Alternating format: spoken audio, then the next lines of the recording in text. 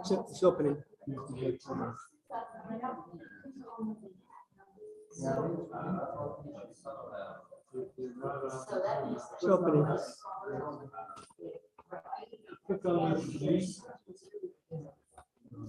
Yeah, I remember. Still loading, maybe it's We're there. It says live. We're live on YouTube.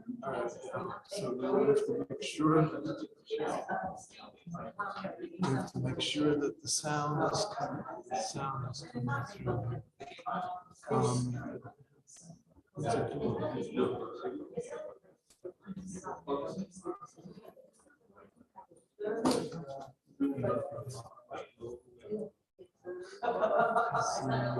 Got it.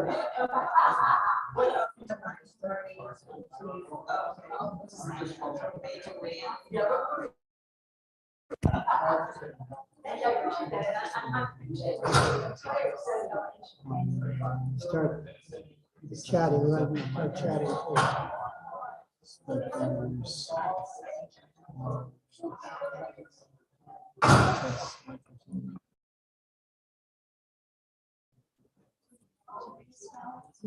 Testing 1, 2, 3. Testing 1, 2, 3. Can you hear that? Yeah. Okay. Now you have to let people in, right? Start chatting. Well, I just Mary's the only one already. Mary's the only one you're Yeah. letting in? Yeah. Everybody else is on YouTube. All right, participants. You have to. You can let Esther. Let Esther.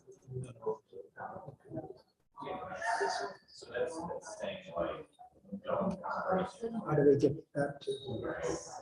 Okay. There's Mary. Okay. Click this on. Well, you're on now. Oh, Mary, okay. can you hear us, Mary? Yes, I can hear you. Can you hear me? Clear? Okay. Now you have to share. What? Share. First, I'm going to give an introduction. Are we all ready to go? well, Shouldn't I be? This shouldn't I be-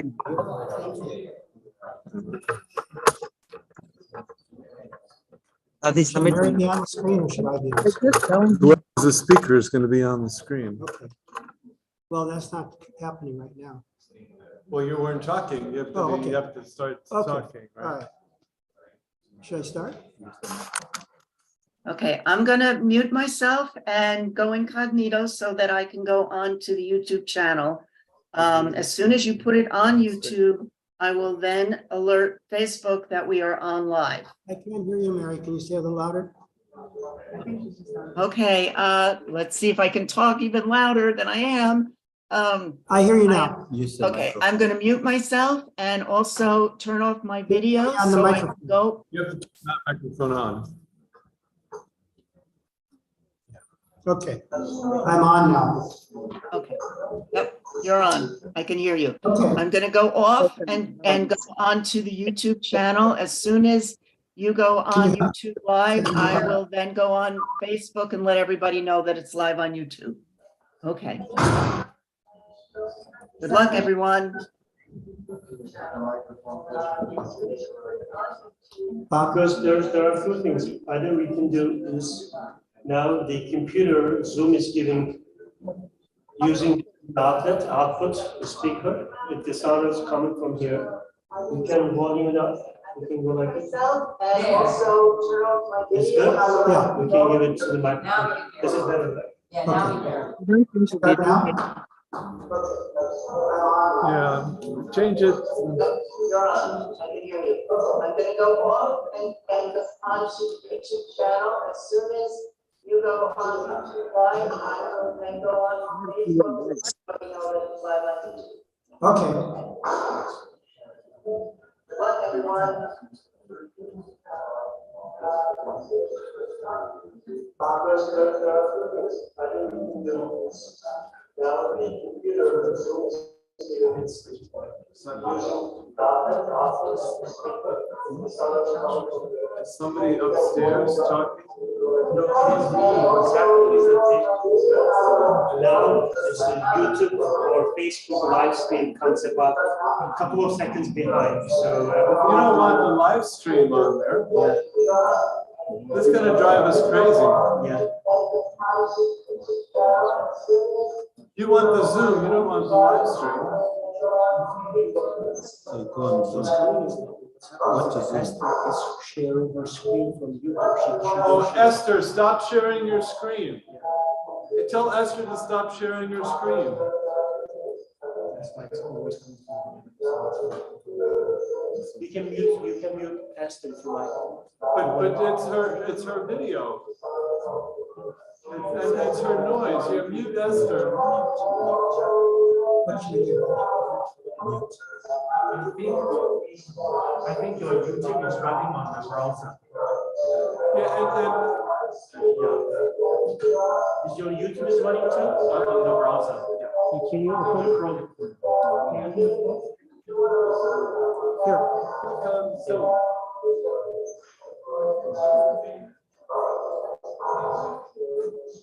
He's already here. kill that, right? Kill it, yeah.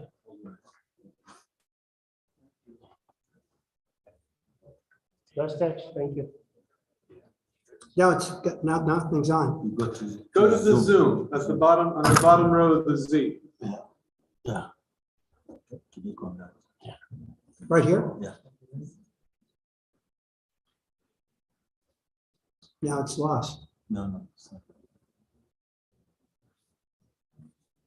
Welcome. Esther, somehow. Should I start now? I have no idea what's going on. Why is Esther on? She shouldn't be on. Here's my phone. Why don't I just call her? Let her be there. She doesn't.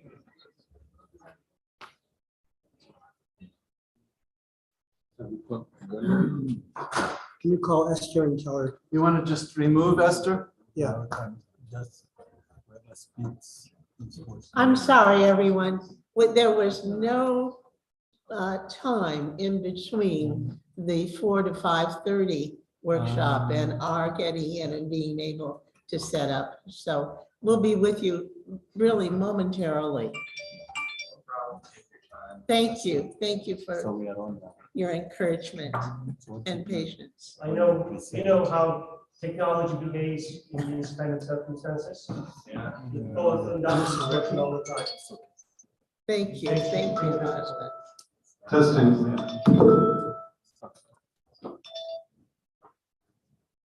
Calling emergency services. Let's see here.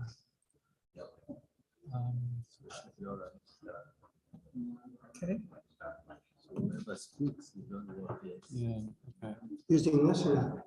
Yeah. Can you hear me okay? Share screen, right? Share screen. You're gonna start, go ahead. Bob, how do we get to full screen? Get, All right. I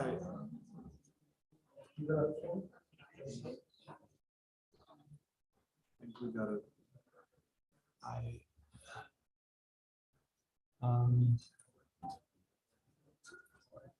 speaker, right? Let's self view. Welcome. Speak up. Okay. Just turn your. Turn it off. Welcome. Sorry it took us a while to get this set up, but I think we're ready to begin. I wish to welcome you to our presentation on interfaith and multicultural perspectives on religion and science, global climate crisis. Each of our presenters brings a unique perspective to this presentation. Marita Gertson, to my right, has served as the chairperson of the Stewards of Our Common Home in the Diocese of San Jose, California, and as the director of the U.S. Hub for 2 global interfaith conferences in 2021 and 2023 on the interfaith encyclical of Pope Francis, Laudato Si and Fratelli Tutti. Father Augustine Bamplani, on my left, serves as director and lead faculty member for the Institute of Science and Religion based at Little Flower Seminary in Cochin, India. Professor Reginald Nalagala, over on the left, further on the left, is the director of the Social Transformation Doctoral Program of Tangasa University in Nairobi, and the lead faculty member from the Tangasa University faculty for collaboration with the Muslim-affiliated Harmony Foundation of Kenya. We have several members of the Hizmet movement here today with us, and the Harmony Foundation is affiliated with that movement. Father Augustine and Professor Nalagala presently serve as administrators for the GM Master's Program in Science and Religion, with over 50 students presently enrolled from India, Africa, and the USA. World Ministries University has recently featured a seminar on the contribution of Professor Hans Kung to the dialogue between religion and science. Hans Kung's book, The Beginning of All Things, Science and Religion, published in 2005, complements his contribution to the global ethic, originally accepted as a key document of the reconstituted Parliament of Religion in 1993. This document was updated with the 5th Directive on the Environment at the Toronto Parliament in 2017. Both Maureen and I, my wife here on the right, were both at that Toronto Parliament in 2017. In Kung's book, The Beginning of All Things, he set forth a theoretical paradigm that can apply to both science and religion. Drawing upon the studies of the historian of science, Thomas Kuhn, in his notice book, The Structure of Scientific Revolutions, Kuhn identifies in the history of Christianity and the various theological models that took place over its 2,000-year history, similar intellectual structures and history that we find in the history of science from the early Greek period through the scientific era dominated by Galileo, Newton, Einstein, and the epochs they represented. We now live in a new era both scientifically and religiously. Each of the great world religions has gone through paradigm changes that may not constitute a new religion, but change the shape of that religion may take in a new cultural or scientific era. The new paradigms we are experiencing, based in part on scientific and technological revolutions in the means of communication and social structures, are profoundly shaping our religious sensibilities. The present expansion of artificial intelligence into the field of knowledge is reshaping both theology and the world of science, with many ethical questions and challenges. Perhaps the biggest challenge facing the global human community and the life forms on Earth is the global climate crisis. For this reason, our seminar today will be focused on the exigency of the climate crisis and examine the role that both science and religion can play. I'll now turn it over to our panel. Who's go first? Pardon? You are not. Yeah. I'll now turn it over to Father Clement. Thank you, Professor Jerry, for the wonderful introduction. Good evening, everybody. I am Augustine from Kerala. Can you share this screen over there? Okay, this is indeed an honor to be here. Thank you for having me here. For want of time, I have about 30 slides, but I will skip most of the slides. I will just try to articulate the point that I wish to make here. I will be arguing from the scientific point of view that there is a real paradigm shift with regard to scientific worldview today, where the old classical paradigm of the mechanical understanding of the universe has shifted to a more organic understanding of the universe, which is ecologically positive and promotive. And this worldview is very much complemented by the Eastern religions. Therefore, there is much that science-religion dialogue has got to offer to the promotion of the ecological worldview. This would be the second tenet of my argument here. Firstly, the old worldview. The several tenets by the old scientific worldview we mean the Newtonian mechanistic worldview of the classical physics. Yeah. Okay. Some of the central tenets of this worldview, as I have framed, there are mechanism, reductionism, anthropocentrism. Okay, forget about the technical. Mechanism would mean the universe was looked upon as a huge machine with no organic or vitalistic element to that. Then reductionism would mean the organic elements are completely erased of nature. Even life was explained in terms of physics and chemistry. This was the tenet of the mainstream philosophy of science of the schools of that time, especially of logical positivism. Humans were looked upon as merely a set of pack of neurons or as merely an aggregate of a certain proportion of elements. Such a way, extreme reductionism had crept in the scientific worldview of the time. Anthropocentrism, is the view of placing humans at the center of everything, we as the pinnacle of creation. And these things were largely instrumental in impacting a very negative worldview, which has been largely instrumental in causing the environmental degradation.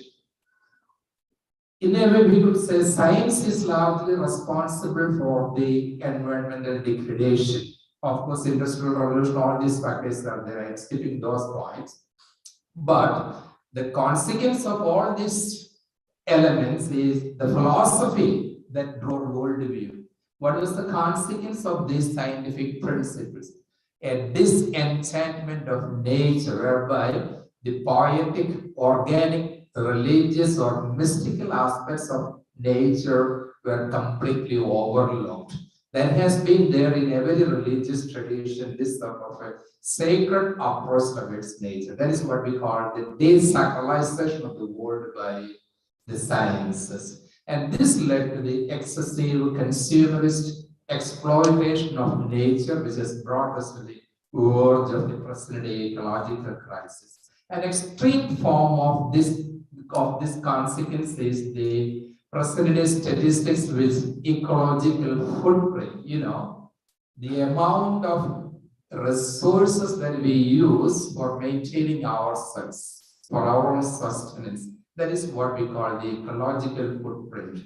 How much food we take, are we vegetarian or not vegetarian, the type of houses that we are living in, the transportation, the clothing that we have, and the natural resources that we use for that. This is what is meant by the ecological footprint. And statistically speaking, the average eco footprint of the humans must not exist 2 hectares per person. This is a bit 2010 data. Sorry, I did not get the latest data. Actually, we are not supposed to exceed a eco footprint of 2 hectares per person. But this is the present statistics about the eco footprint of various nations. India, below the average. World average is near 5, more than double now. Netherlands, 8.6, Canada, 11, US, 30. The consequence of all this is that if we are to live like an average citizen in the affluent world, the affluent West, humans today need 5 more Earths. This is the paradoxical, this is scientific statistics, that is what is telling us. Therefore, without controlling our consumption, there can be no ecological living on it here. This is the dangerous consequence of the excessive consumption of the natural resources. And here also distributiveness becomes one of the central issues. And environmental justice in itself is a big topic. And this is how the rate of consumption of the rich countries and the richest and the poorest countries in the world go. Later on, I can share these slides with you. I am not going into the statistical details. Anyway, the data is very disturbing. as regards all of these things as you can see. Now, this is the average spending on food by a German family over about $500. Whereas in chart, and for US it is said to be 346 as per this data. In chart, this is just $1.6. This is the radical contrast as regards these kinds of things. Okay, coming back to my point, although sciences were largely instrumental in causing the ecological disasters, ironically, it is sciences themselves that is providing the alternative also today. The solution also is offered by the sciences. So many things have happened in the natural sciences since the beginning of the 20th century. Today, we are no longer in the Newtonian worldview, but in the age of quantum physics, in the age of new biology and new physics. In this worldview, the traditional mechanism is replaced with the symbolism of nature, of cosmos. Reductionism today is replaced by holism. I'm sure you all know what we mean by wholeness and holism. Anthropocentrism. No longer we look upon humans as the pinnacle of creation. Of course, we do not understand the Christian value of the value that Christianity attributes to human persons, but we have a much more broader, revised understanding of the human person, whereby human is now looked upon as a strand in a web of relations, which we call as universalism. Symbolism, firstly. One central idea emerging from the new physics, modern cosmology, chaos theory, and also from new biology is that our entire universe must be looked upon as a web, a network of relations, isolated, individuated existence of discrete objects do not make much sense today given the present scientific world. The time is coming in physics whereby one could say the entire cosmos can be reduced to a single equation like H2O. The whole universe is like a single drop of water. This is what the theoretical physicist, Austrian theoretical physicist Paul Davies would say. This is what I call the symbolism of nature. What he basically envisages there is this: the synthesis of all fundamental forces of nature. Okay, if more than that, this is also loaded with several religious insights. No one who has studied the forces of nature can deny that the world about us is the manifestation of something very, very clever indeed. And the insight from chaos theory, the profound metaphor of the butterfly effect. What does it say? I don't go into the details of that. Again, the point here is the interconnectedness of everything. Even the slightest changes in the initial conditions can bring about results that are cosmically apart. Wide, distinct results can be caused by slightest changes in the initial conditions. That is the point of the butterfly effect in chaos theory. Okay, this in a way consolidates or goes along with what this German philosopher said in the 19th century. You could not remove a single grain of sand from its place without thereby changing something throughout all parts of the immeasurable whole. This should be read as a poetry rather than a philosophical statement. Okay, again from the biological sciences, what you see there on the left is the drawing from Darwin's diary, Darwin's own drawing where the tree of life is represented. Now, the metaphor of the tree of life is no longer held in biological or evolutionary sciences. Today we have the new metaphor of the web of life. The idea of the horizontal gene transfer is the point that is emphasized there. What is this? Whereby we receive cut and paste genes all across species. Okay. And the human genome project, the data from that is very popular. We humans share 98.86% genes with apes, with the chimpanzee, 80% of genes with the cows, 60% of genetic overlap is there with between humans and the mouse, let alone a single cell E. coli bacterium, we have 20% of genetic overlap. This speaks for the biological continuum of species. This is the data that we have from the biological sciences today as regards the interconnectedness of life. So the traditional classical worldview today is entirely replaced by a much more organic, holistic worldview. And this worldview is significantly or metaphysically substantiated by the Eastern religious worldviews, especially of Hinduism, Buddhism, Taoism, and so on. Quite often, the traditional metaphors of the Eastern religions are looked upon by the West as superficial or superstitious. In fact, that is not all that right and understanding.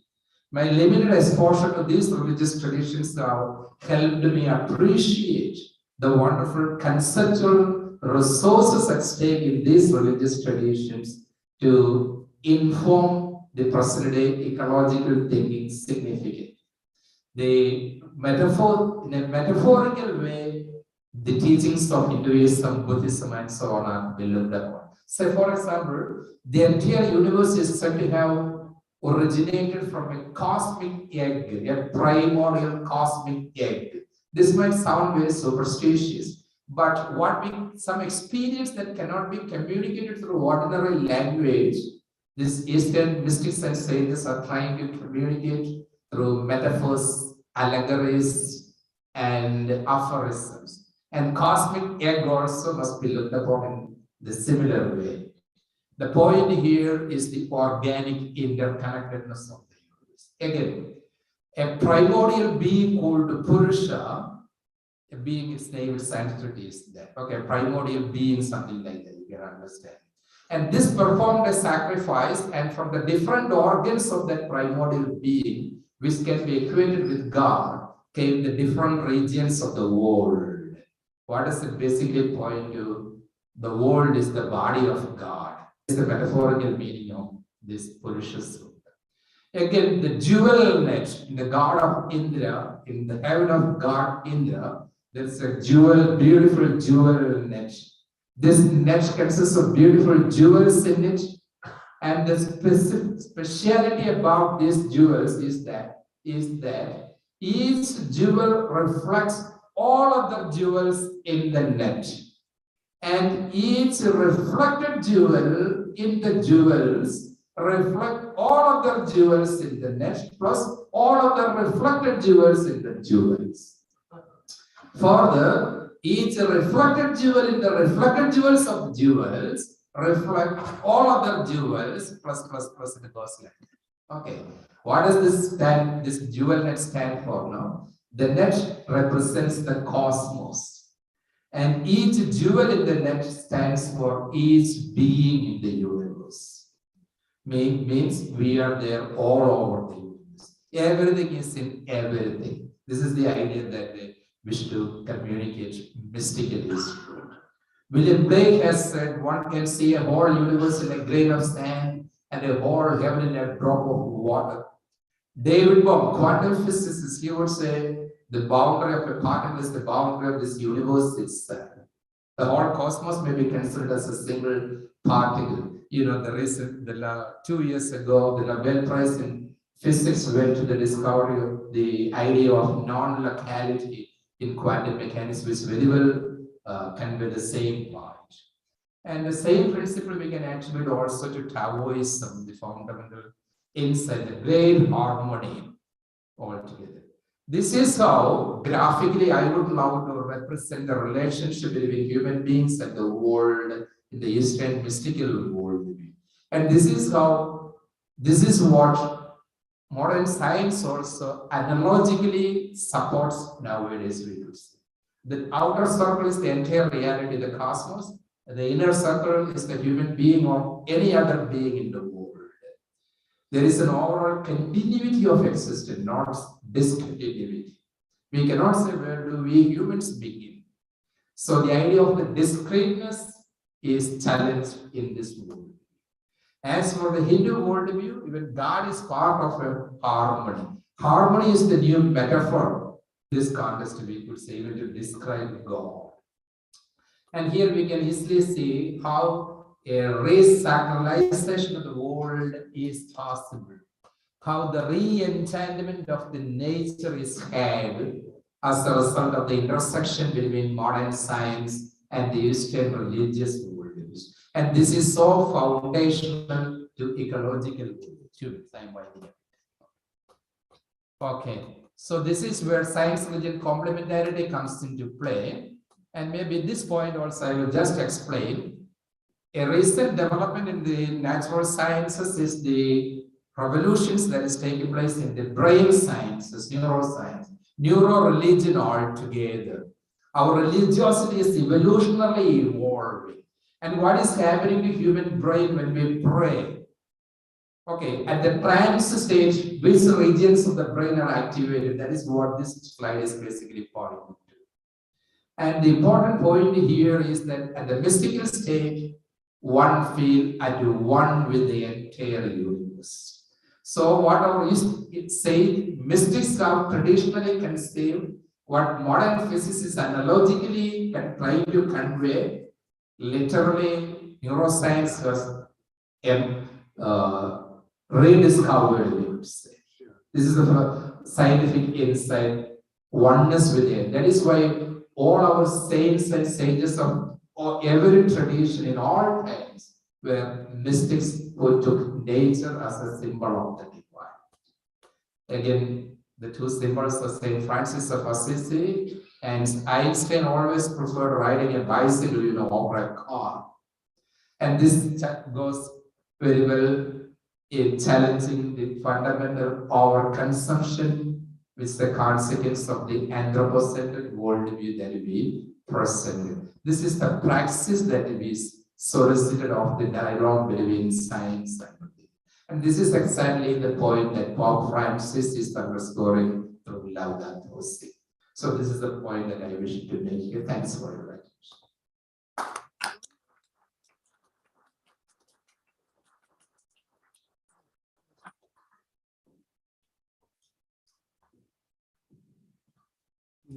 We're going to share that first. The people on YouTube can see the slides. It's not on YouTube.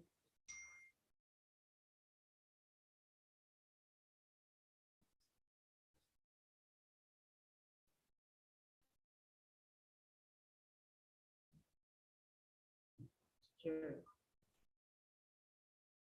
So you're still not getting it. Yeah, we get it, I'll get it. We're hearing that the sound is hard to hear on YouTube. It's echoing. Echoing. It's just a little too loud, I think. It's too loud. Can you turn the? This matter, right? That we can tolerate.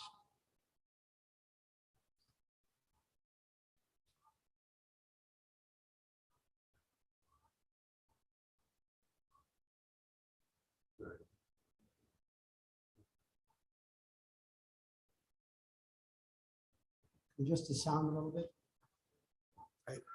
The only way you can adjust the sound is by holding the microphone a You little can bit adjust the farther. sound here a little bit, maybe. You don't adjust the microphone. Overlap from the other room? Pardon? Is it from the other room? Or from YouTube? I don't know what's causing it. I no interruption. Go ahead.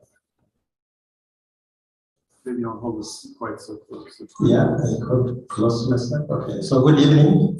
I'm going to share with you where Father stopped. We're discussing Laudato Si and the global crisis challenge. So my discussion is around global climate crisis dialogue, a faith-based response from Africa. So I work at Tangazo University, where one of the subjects I teach is religion and science, the convergence. So what is coming out that is very important for us is to understand why do we need religion to dialogue with science. And this comes from the perspective that For a very long time in humanity, we have always said religion is there and science is there. This afternoon, I had a very interesting dialogue with some friends from Australia who are lawyers, and they're also interested in environment. And they're trying to look at this dialogue. The dialogue is very, very important because what Pope Francis is trying to help us see is the convergence, that science cannot be an enemy of religion and religion cannot be an enemy of science. They complement each other. Or this kind of debate where sometimes when we go to gender studies, we want to ask who is the greatest between man and woman. But then I always ask, if a woman gave birth to you, then who is the greatest? Is it the one who gave the seed or the one who gave birth to you? So it's a circular kind of debate that should complement each other. So climate change impact on migration and refugees is going to be one of the areas I want to look at, especially Africa to Europe through the Mediterranean Sea. The contribution of climate change to cross-border conflicts due to pastoralists looking for water and pastures for their animals.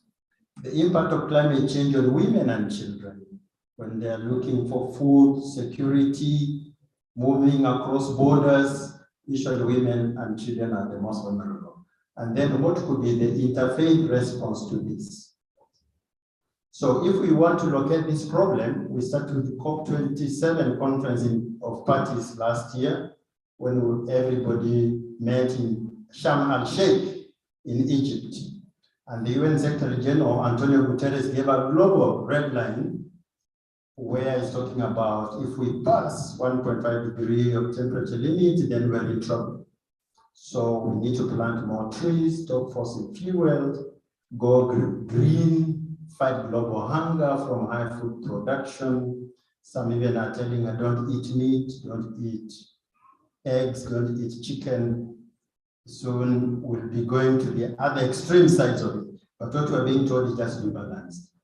So World Parliamentary Religions data on UNEP's Faith on Earth initiative gives very interesting discussion to this issue, especially on the area of environmental degradation and the impact on sustainable development goals.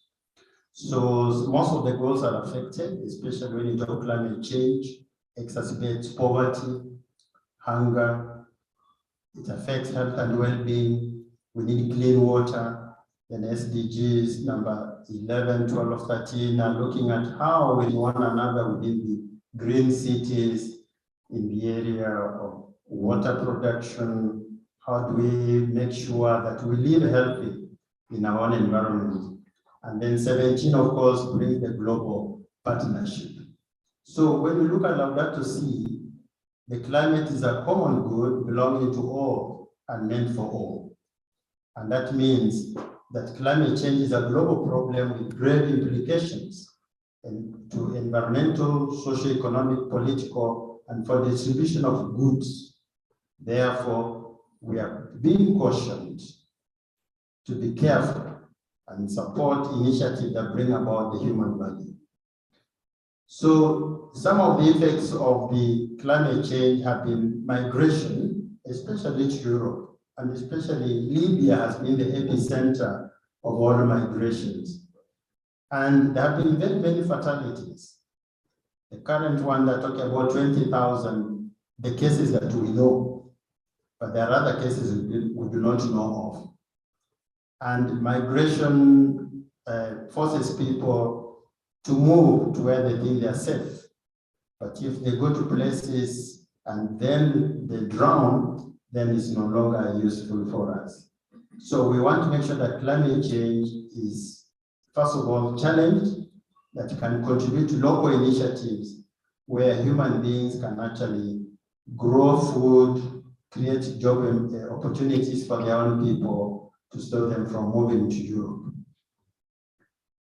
One of the areas we're looking at in terms of migration is adaptive strategies, where we look at situations within the communities where people can work together to be more productive and stop any causes for moving out of your own locality and also cross-border relations that are broken and then cause conflict.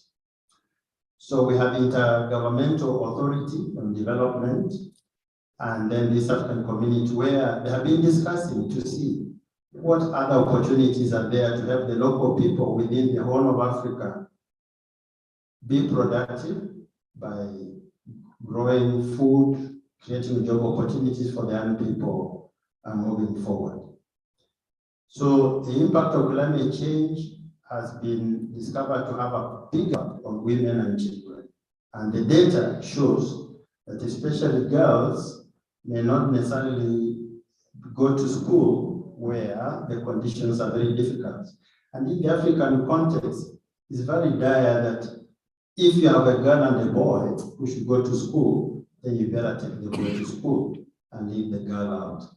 And so when it comes also to agriculture production, it's women who are really the custodians of agriculture in most rural Africa.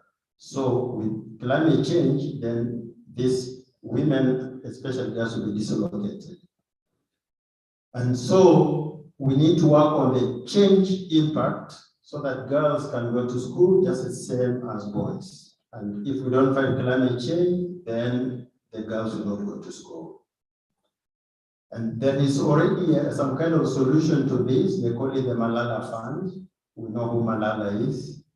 And somehow she's talking about 12.5 million school-going girls in 30 climate vulnerable countries. And out of these 30 vulnerable countries, 20 of them are in Africa. So we need to give girls more opportunities by helping them go to school. There have been faith-based initiatives, and especially the most strong one is Laudato Si. That's a very strong movement across different continents. In Kenya, we have it. In Africa, we have it. Even recently just had a meeting in Nairobi. And this is where we're looking for changes in the way we look at climate change. How we can work together to turn what looks so negative within the local community to a positive. So the devastating consequences of climate change call for rapid action, economic transformation, and international cooperation. And that would mean that for us to be able to work through climate change, we have to enter into the dialogue of ethics, set values that promote the common good, and then bring in the scientific knowledge that can help us be productive. So Africa needs to move away from lamentation to implementation of sustainable solutions. Sometimes we attend conferences, we go attend meetings, we're only lamenting. But for us who come from the social transformation, we say, yes, there's a problem, but we look for solutions. What are these solutions? Concerted efforts between scientists and faith leaders can find a long-lasting solution. One of the areas I found that could be a starting point for solution is when we talk of solar energy. It should not just be solar energy. But one of my students at the University of Nairobi is an engineer, and he comes to study social transformation. So I challenged him. Okay, you're an engineer, you want to make money from solar energy. What about what benefits people? Suppose you turn your solar energy into also a source of water. So he was able to produce a system that uses solar to tap energy, but also produce water from moisture. So there are companies I'm doing research on to see, okay, we have air, where air is usually wasted sometimes, but suppose we tap this air and turn it into water, couldn't we then improve the arid and semi-arids of Africa? So there are many opportunities we need to work towards. And one of the other initiatives, our colleague KAISEED, is a collaboration of faith leaders initiated by the Kingdom of Saudi Arabia, Republic of Austria, the Kingdom of Spain, which constitute the Council of Parties responsible for overseeing the work of the center. And this also brings in the Holy See. Every time we talk of the Holy See, is the Vatican. Very much interested in this global collaboration, men and women of faith fighting climate change. And very lastly also is to consider initiatives that bring different faith leaders, especially scientists who are of faith dispensation, to work together to find solution to food security, fighting hunger, making sure that communities don't suffer from environmental degradation, that we can turn what looks negative into something positive that we can use all for the common good of humanity.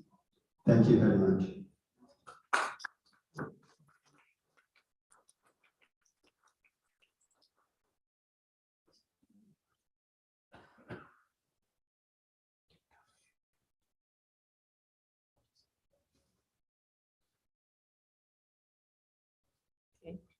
Jerry, I'll sit where you're sitting. Yeah, please. So is your slideshow continuing from here? Yes. Turn off mine first.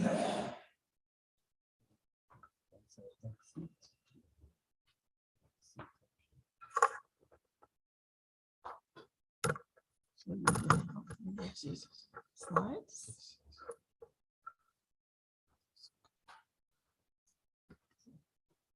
I'd like to get rid of those. Maybe just-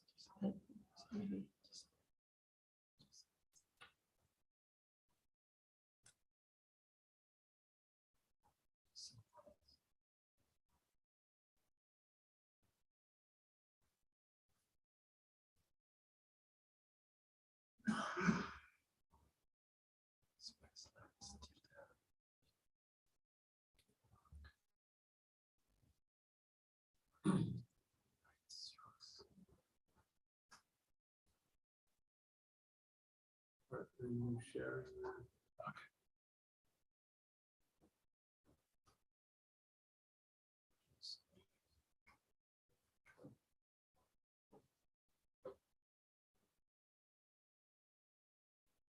Second.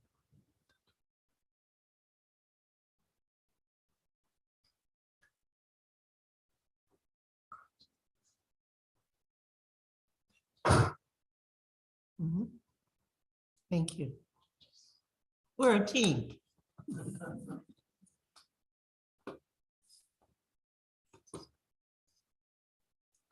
I'd like to get rid of those, but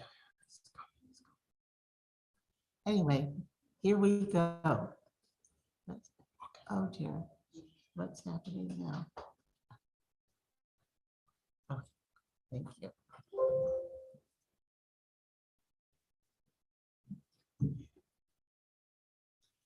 Can you hear me without the mic?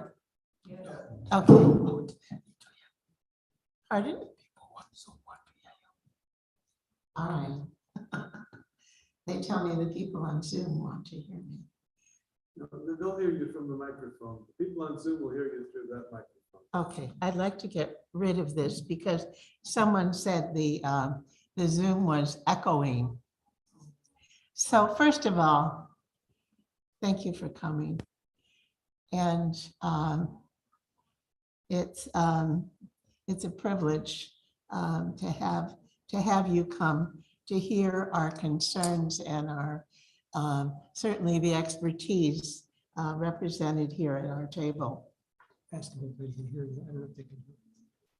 Can you hear Marita? Yes. Okay, fine. So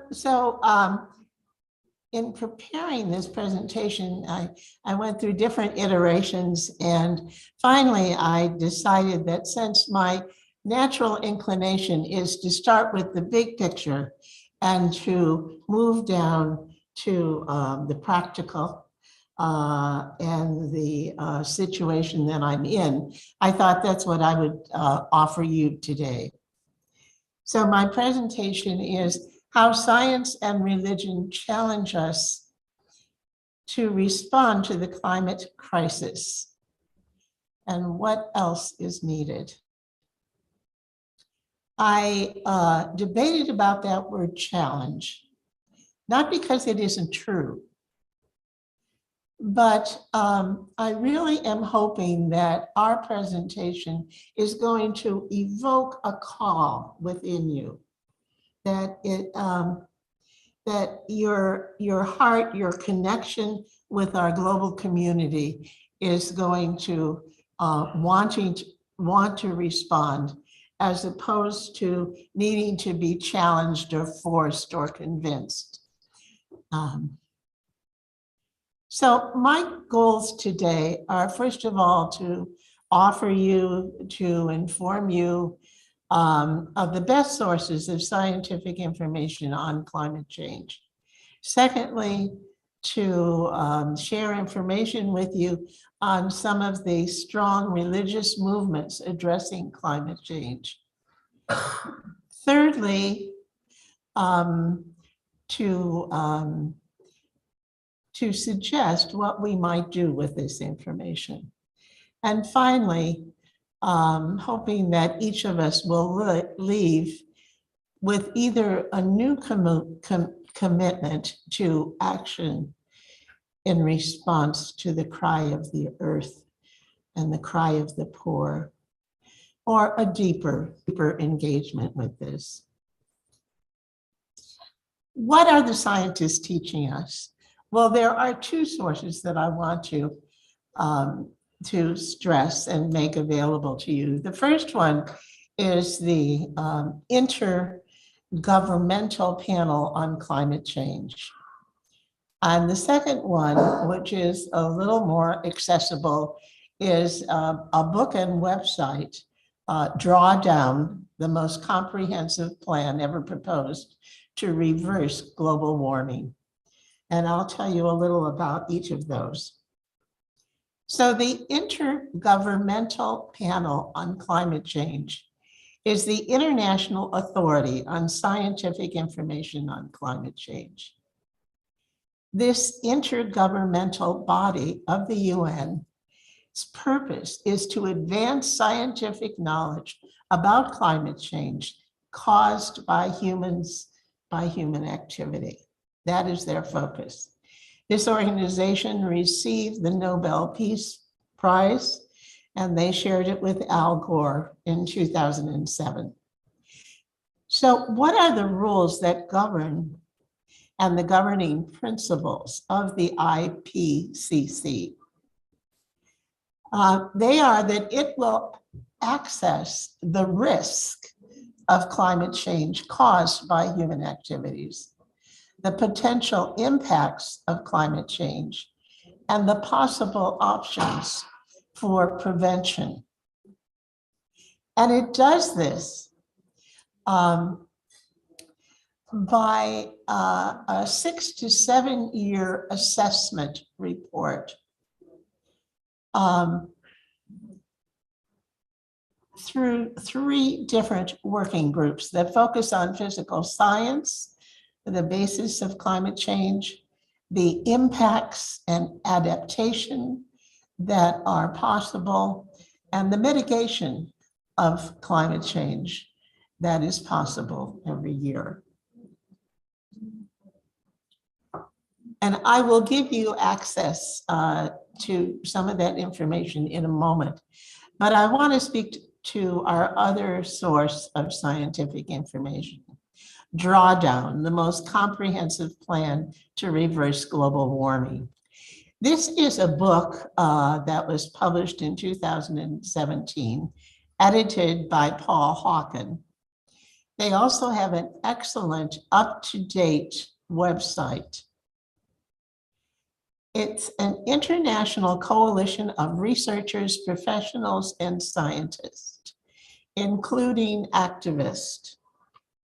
Project Drawdown collects, analyzes the best available research, for example, through IPCC and other data, on social, ecological, and technical solutions that can substantially decrease the concentration of atmospheric gases.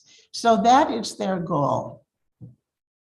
The solutions are ranked from 1 to 100 based on the total amount of greenhouse gases they can potentially avoid or remove from the atmosphere. So that's the focus of Drawdown. And Each of those solutions, as I said, they're ranked from 1 to 100, have at least 100 research projects behind them. So it's very scientifically sound. Now, how does scientific knowledge, how is it distributed and applied? Well, of course, the IPCC is, their mission is to prepare the scientific knowledge, the most up-to-date for the UN. And then the, and of course, we have COP28 coming in October of this year, which is very critical. We just finished an assessment report by IPCC, and they came out with their results in March of this year. And I want to just focus here for a moment on this fourth line here. And I'm willing to give any of you my slides if you just give me your email. I'll send them to you in the next 2 days. But you can see here, they do a special report. Actually, they do a summary of their report, and then they do a focused report for policymakers. And that's what we want to see, the policymakers report. Because really, every religious organization should have one or more people focused on legislative reform.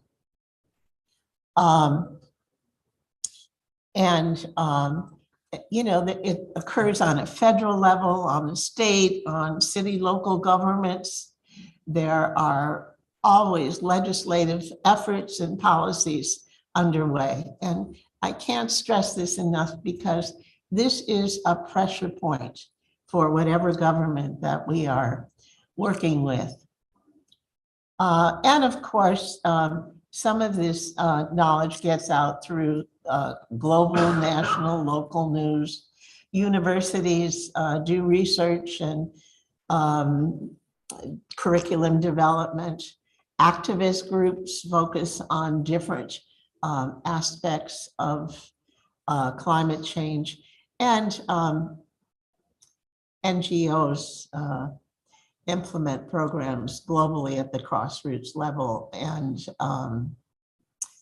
Reginald just gave us some wonderful examples of how that was happening in Kenya. So now, what are some of the religious organizations? And I want to, first of all, point to diverse religious platforms that address climate change. One is Faith for Earth, which is actually an initiative of the United Nations Environmental Program. And that's typically referred to as UNEEP. And that, if you go to the United Nations Environmental Program, they have educational programs all the time that are ongoing with the most recent information. And Faith for Earth, as I said, was an initiative of theirs. That the goal of Faith for Earth is promoting faith leadership, faith-based organizations and communities of custodians of far-reaching value-based perspectives on environmental sustainability. In 2018, Faith for Earth hosted a global conference with hubs in many parts of the world. It was very exciting. It's the first time something like this that I know was done. So that what resulted was that environmental groups from all over the world, and especially organized through these hubs, the hubs communicated with each other And we really got a wonderful firsthand experience what was happening in different parts of the world. So then Global Ministries University adopted this model and produced 2 3-day global interfaith conferences addressing the critical issues of our time: migration, climate change, education for world citizenship. There were many topics. We did that for 2 years, 2021 and 23, with hubs in Indonesia, in Kenya, Africa, and in the Americas. And it was viewed by 3,000 participants in 19 different countries. There was no registration fee, and none of us who were speakers took any honoraria. So that it was a very exciting model, because we were able to see, for example, indigenous people in Ecuador who were sharing indigenous ways of eliciting water, working with the water systems in the rural areas, and also the migration into the cities, and what were some of the specific issues they had, and how some of the leaders in that indigenous group were creating different support groups to address those issues. Now, another important religious group is, excuse me here,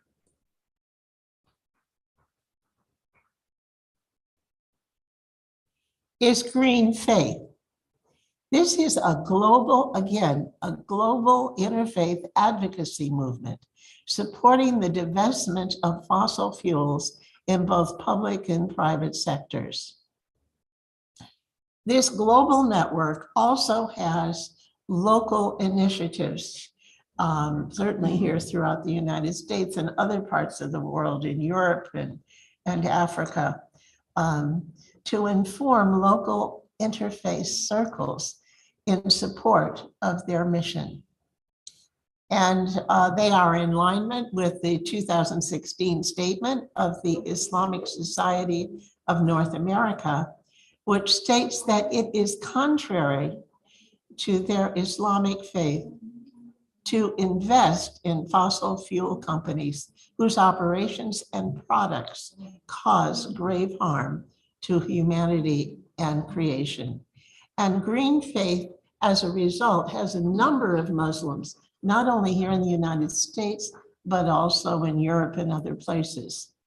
And I wanted to highlight this one recent event, which occurred in Paris, where a number of religious figures, including Muslim,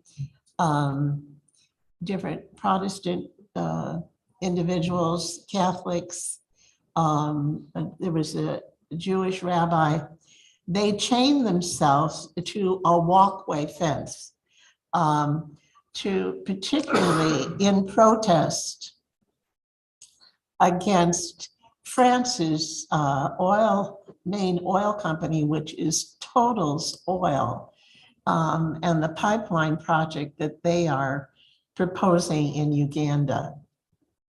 So their emphasis Green Faith is very much eco-justice and looking at divesting from fossil fuels. I want to say a couple of things about BioLogos Foundation.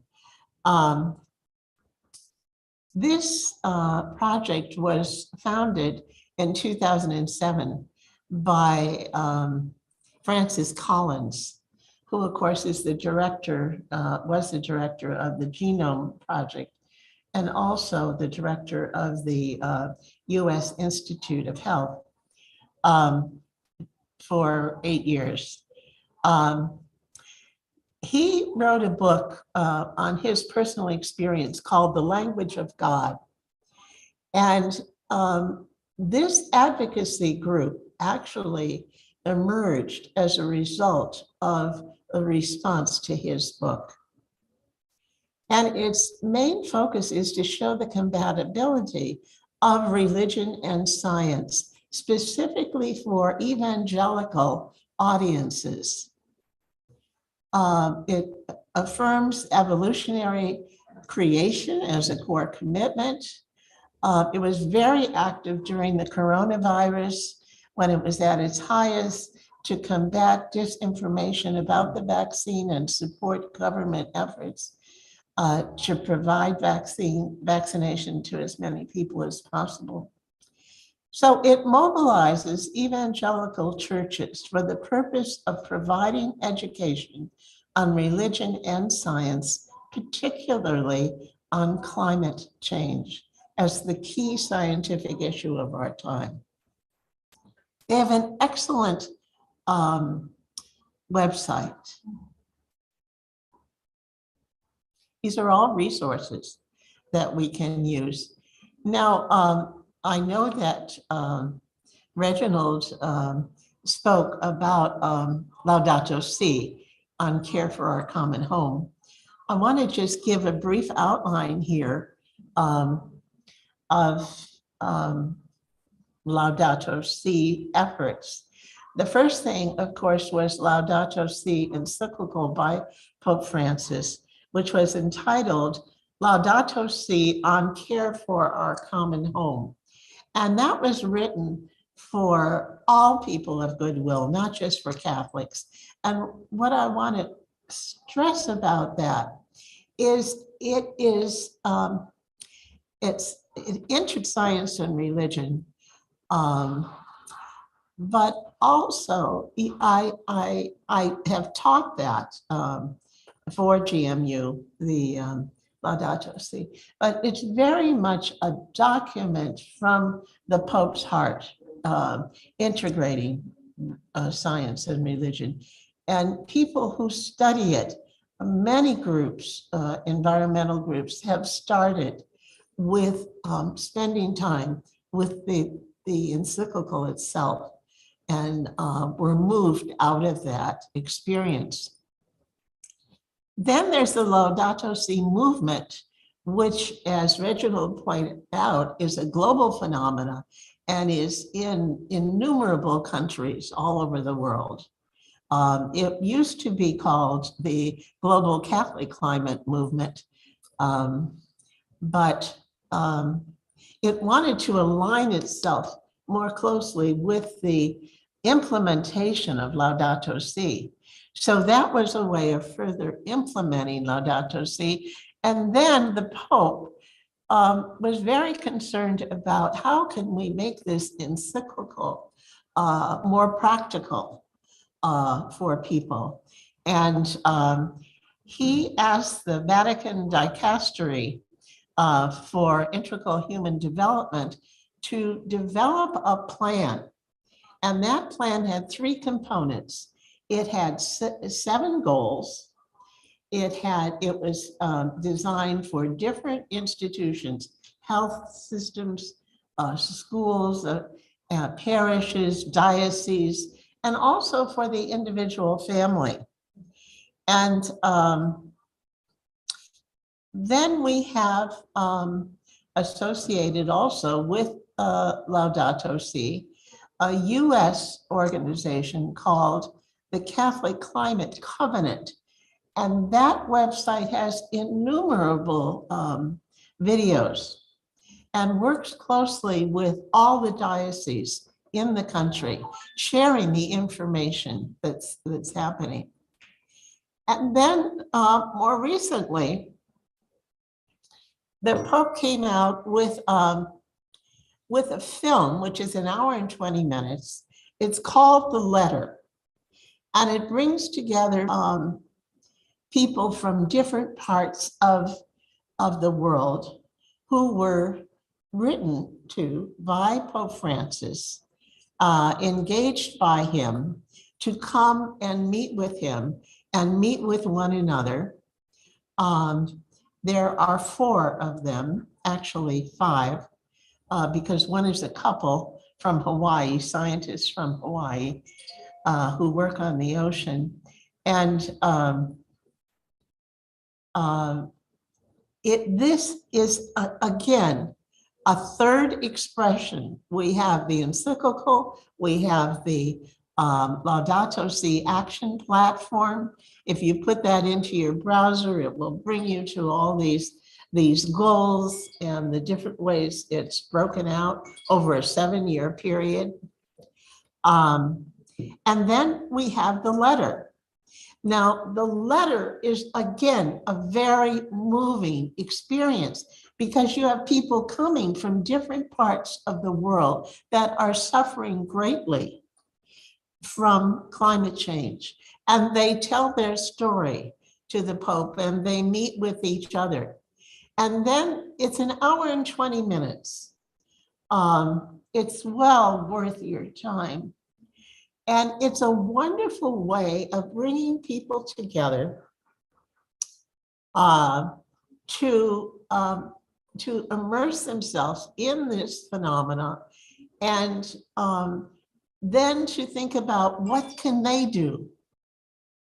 And so, for example, at one of our Catholic parishes, this could be done anywhere, we had an afternoon called Popcorn, Pizza, and the Pope. And people, after they watched it, came up with all sorts of things they could do in their region, not just among their Catholics, but regionally. Oh, thank you. So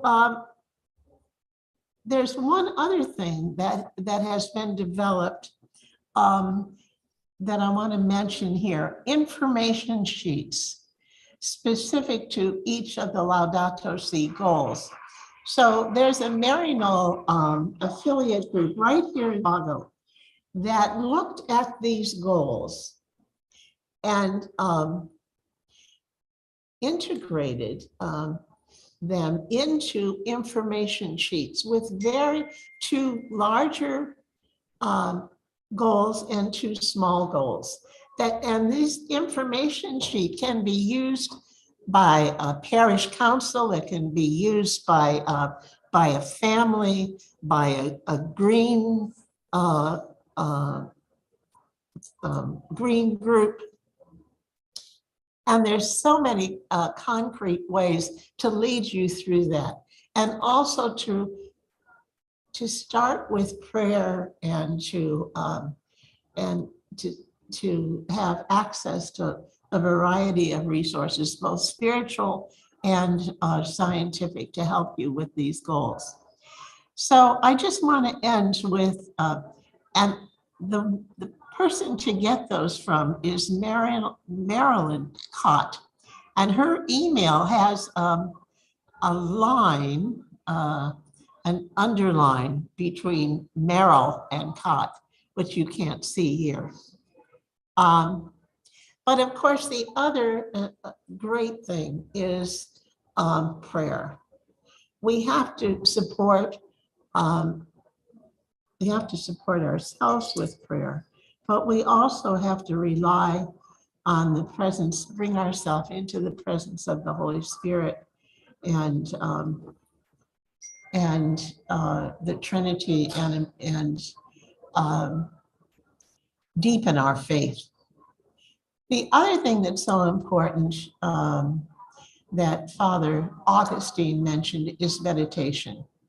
And that is because when we're working, I'm referring here to it being distinct from prayer, because it's a way to move our mind from focusing on tasks and to just move into a meditative space. And there are so many different ways we can meditate that you can find online. But 30 minutes morning and evening is really important to move out of this task-oriented. There's some question chat for us. Oh, there are questions. Well, I'm going to let you take that. Okay. We have some questions in the chat. that come in.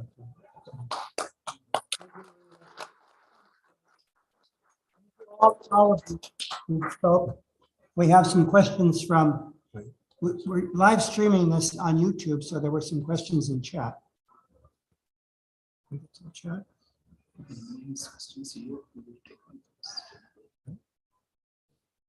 Again, if any of you want copies of slides, please let us know. I have it, you can just write it on a piece of paper here.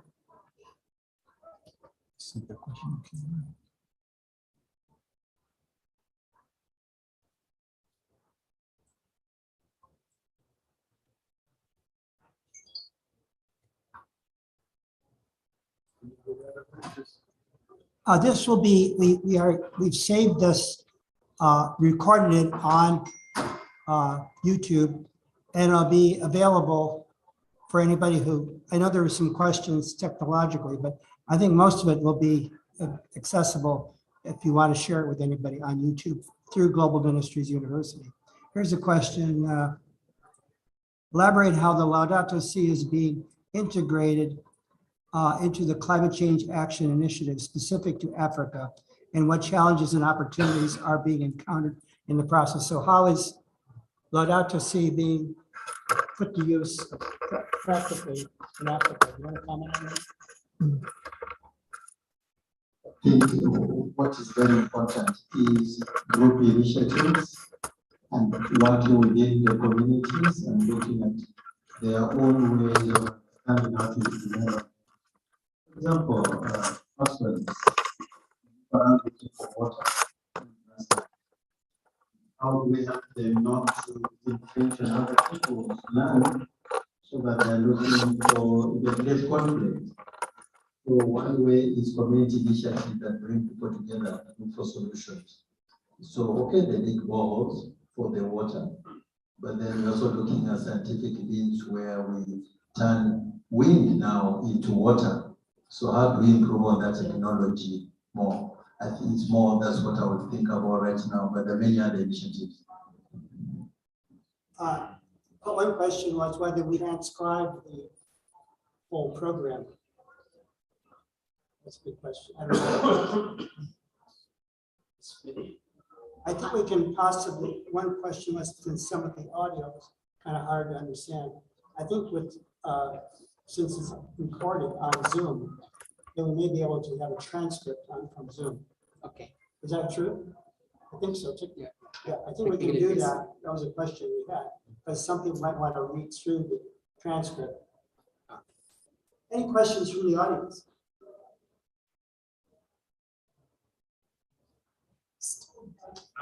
Gotta come up. Where's this?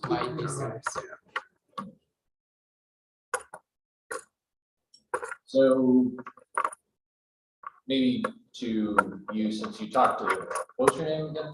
Marie. Thanks, Yeah, Rita. sure. I'm Steve, a Marinol as well. You talked a little bit about this issue of divesting of fossil fuels.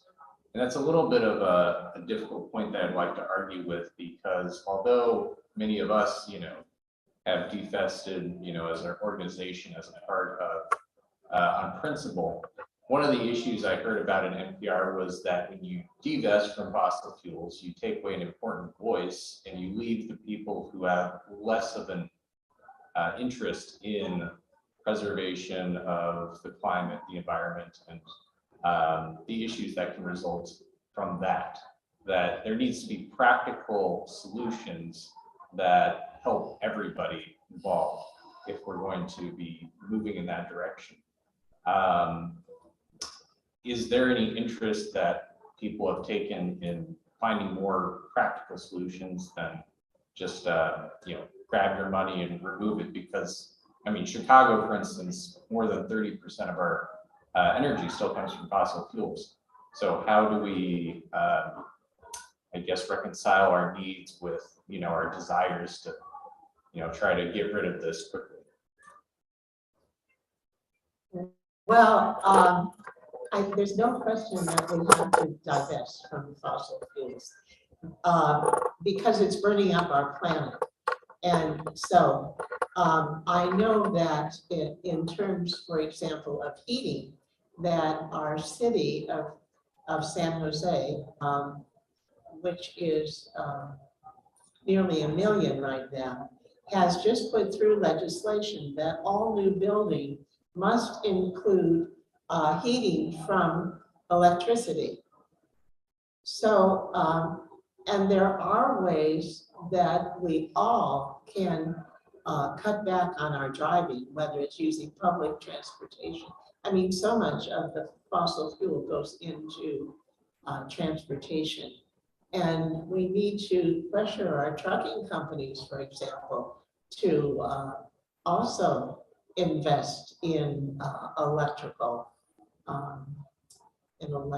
engineers.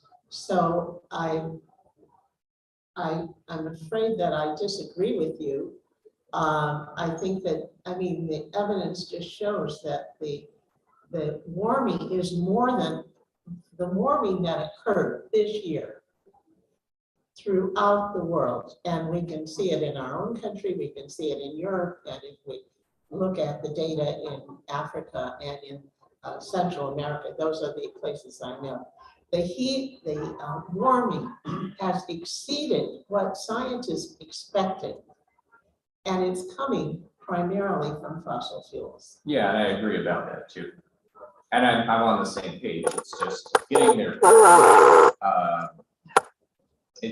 I've heard from people that the fastest way to get there isn't always just divesting and investing somewhere else. It's more complicated than that. Well, Right? there certainly is a movement to charge, increased Carbon rates tax. on the amount of, and on the amount of fossil fuel that's used. So it is a both and. Yeah. It's a both and. Can I just mention, there's a New York Times article, has a long article saying that the actual electrification and the use of alternative fuels and use of geothermal and non-fossil fuels actually is going faster than we thought. And even in some of the red states like of the United States, they are converting over to non-fossil fuel energy quicker than they ever thought. So the movement, the auto industry, and in the electrification programs, like we have, for example, in our house, we have solar energy and we have a backup battery. And the cost of many of these things are going down dramatically because new types of battery systems are being created. So you can actually use the sun energy, store it, and then use it during the day or even the evening after the sun goes down. So we use hardly any fossil fuel energy in our home because we have, now not everybody can afford that, but like San Jose has a whole clean energy program they have now for the whole city that they're doing. So there are ways a whole community can transition. Not everybody has the resources, say, that a high-tech city does, but this seems to be happening pretty much throughout the country now because it's more cost efficient. Here's the major thing, that these non-fossil fuel systems often are becoming cheaper. And of course, that's a big incentive. Yeah. Thank you. Thank you. Yes. Hi, I was at a LTC meeting at a parish in New York City recently, and what the director of this program called Faith Invest, you might be familiar with it. It's an outgrowth of the Green Faith group. The gentleman, I can't remember his name, was involved in both of them. So it's called Faith Invest, and it does urge divestment, but it has a step 2. And the step 2, I can't remember the details, but you can do something to prevent, well, I'm selling it, now somebody else is going to go buy it.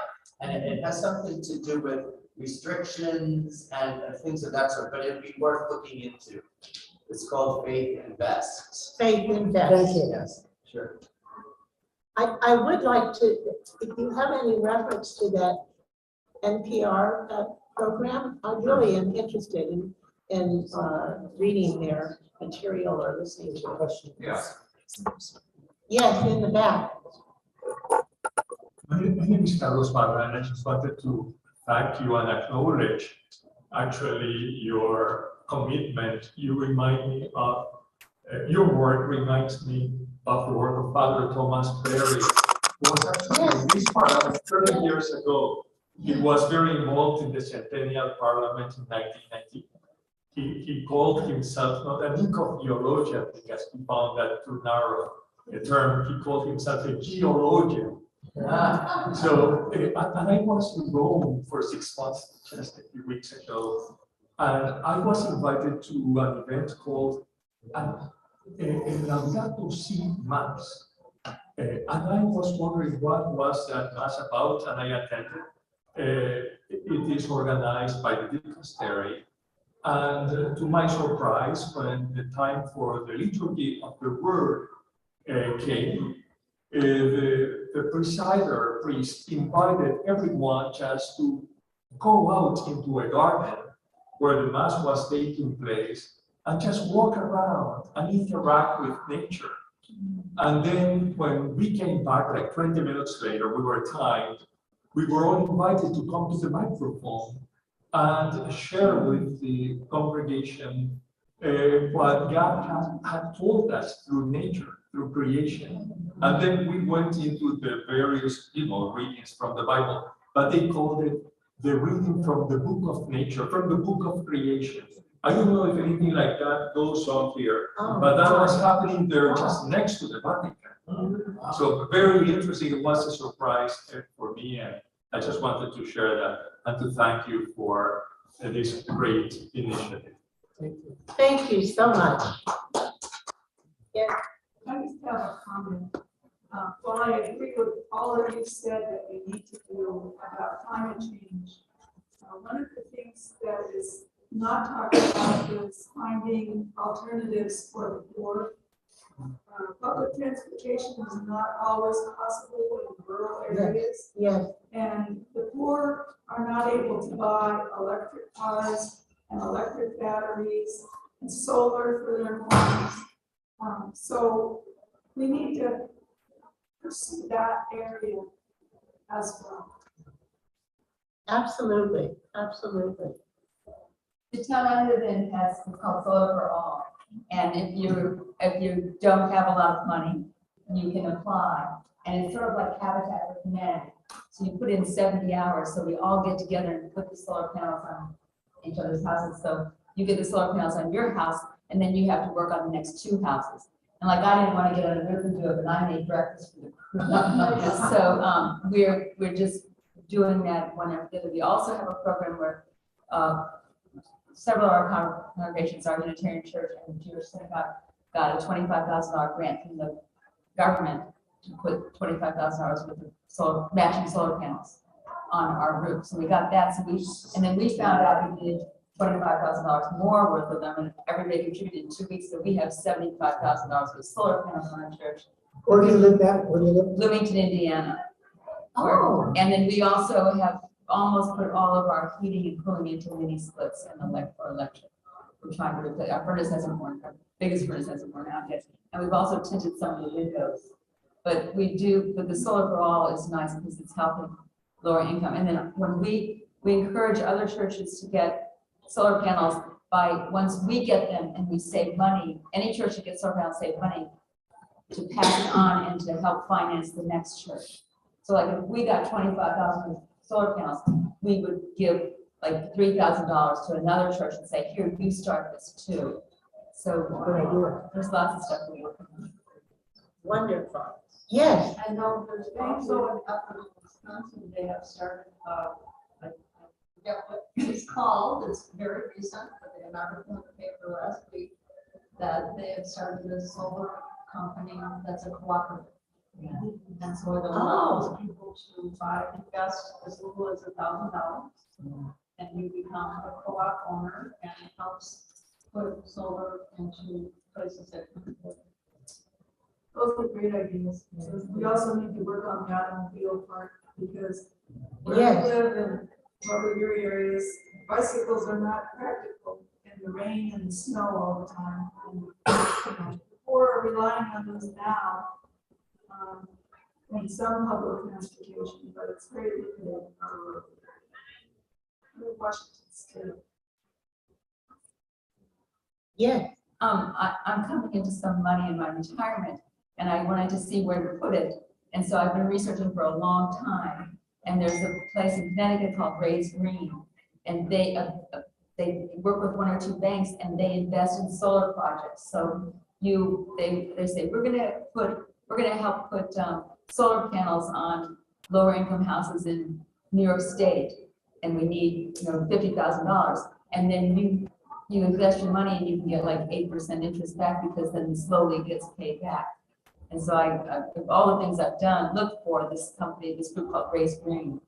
If you had Raise Green, this was a good place to put money for being able to put it back in the environment for people that can't do it, or even if there was a corporation that wanted to put it, they didn't have enough money, they would get a loan from Raise Green, and then you can loan to Raise Green. It's just a way to have the money rather than having it in fossil fuels. Wonderful. I believe that the government's programs to invest in rural areas, I haven't really studied it, but I think part of that money goes into things like solar installations for energy companies and so on, because that was a huge funding source for many different projects in rural areas that I think are just now starting to be implemented, which hopefully will go on for several years. Yes, sir. Back to what I believe you said, sir. How does global warming affect girls more than boys? I didn't understand that whole. Yeah, it's the whole issue about the cultures. You don't have water. You have to move long distances looking for water. And so girls become vulnerable. They could be raped, they could be kidnapped. All these are factors. Thank you. Well, we've come to the end of our It's past time. 7 o'clock. so- Could I make a personal request that we get your emails so that we can send you our newsletter? If you would just come up and just write your name We have that book. and your email. Yes, right here. We have a book here. So we'd appreciate it. We can keep you posted on other programs that are going on both here in the United States, particularly in our work in Kenya. We're proposing to do a project in organic farming within the rural area of Kenya, near the border, near the coastal area, which is an area heavily impacted by conflict with Al-Shabaab. So there's a lot of food insecurity in that area. And some of our partners we're working with in Kenya want to start a farming initiative using surplus land. So these are some of the things that would be another way to deal with the problems of food insecurity, which ties in with climate change. So different ways of developing projects where people can grow their own food and take advantage of the land that churches own or religious groups own. In fact, there's some land that we think would be available for this project in Kenya that I think are very much needed, these kind of collaborative projects.